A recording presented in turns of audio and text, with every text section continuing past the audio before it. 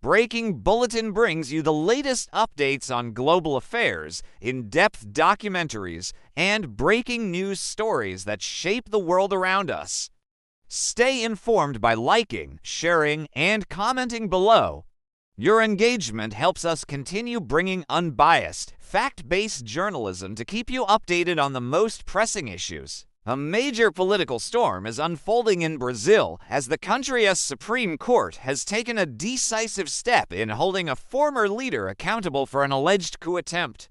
Former President Jair Bolsonaro has officially been ordered to stand trial after being accused of orchestrating a plan to remain in power following his defeat in the 2022 presidential election. The ruling came from a panel of justices on Brazil's Supreme Court, who unanimously accepted the charges brought forward by Prosecutor General Paulo Gonet. But what does this mean for Brazil's democracy and its future political stability? Do you believe this trial is a justified step toward upholding the rule of law, or is it a politically motivated move against a former leader? Share your thoughts in the comments below. The accusations against Bolsonaro and 33 others are serious. Prosecutors allege that the group conspired in a wide-ranging plot to keep Bolsonaro in office, even after he lost to his political rival, Luiz Inácio Lula da Silva. Among the most shocking allegations is a claim that the group planned to poison President Lula and assassinate Supreme Court Justice Alexandre de Moraes.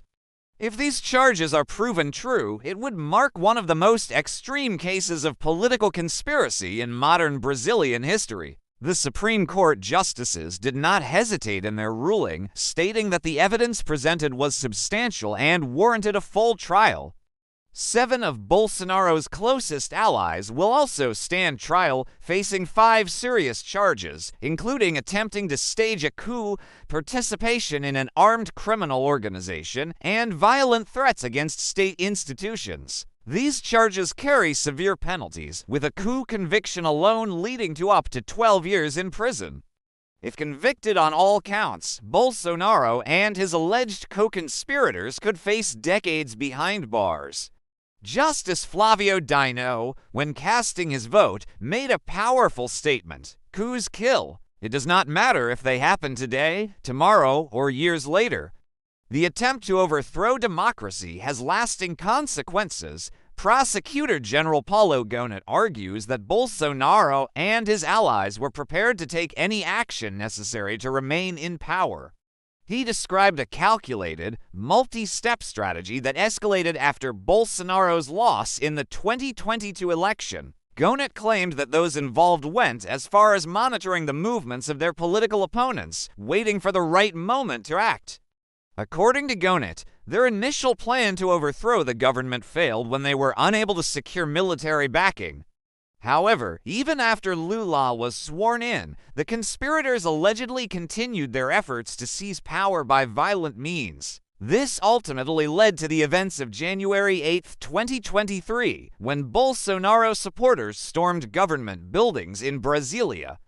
This violent riot saw demonstrators ransack the Supreme Court, the presidential palace, and Congress, all while calling for military intervention. Justice Alexandre de Moraes, who was reportedly targeted in the alleged assassination plot, presented video footage from the riots to the panel of judges. He described the attack as a savage act of violence and incivility, stating that the events of that day should serve as a warning to Brazil and the world about the dangers of undermining democracy. Bolsonaro's former running mate, Walter Braga Neto, along with former Justice Minister Anderson Torres and aide-de-camp Mauro Cid, will also stand trial.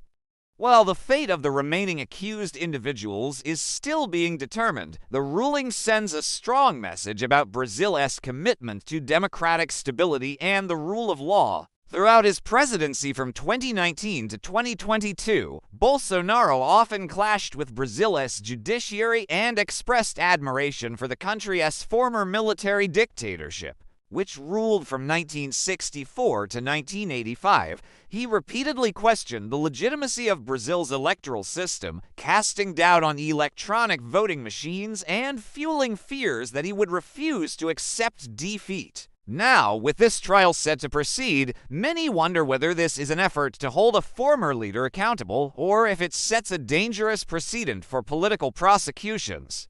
Is this a necessary step to protect democracy, or is it an example of political revenge? We want to hear from you in the comments. Before you go, do not forget to like, share, and subscribe to Breaking Bulletin. Your support allows us to continue providing in-depth news coverage and investigative reports on the most pressing global issues. Give us a thumbs up, and we will see you in the next report.